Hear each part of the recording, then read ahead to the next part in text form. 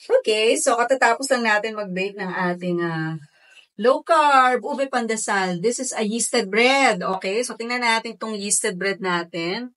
Alright, wow.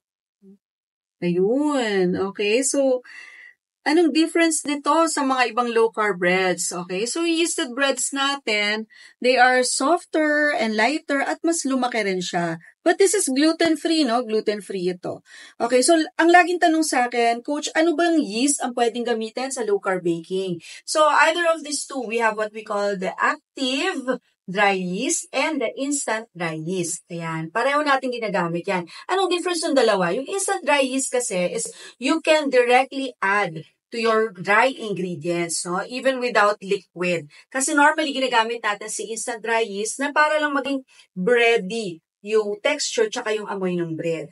And then the active dry yeast naman, we use it to pair with inulin na na-discuss na natin sa isang Bake Smart tip. Okay? So, active dry yeast naman, we combine this with hot water, the right temperature, and with inulin that it will feed para mag-bloom.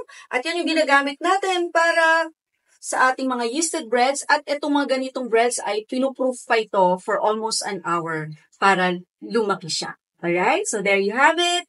More Bake Smart tips by Coach Jay. Till next session.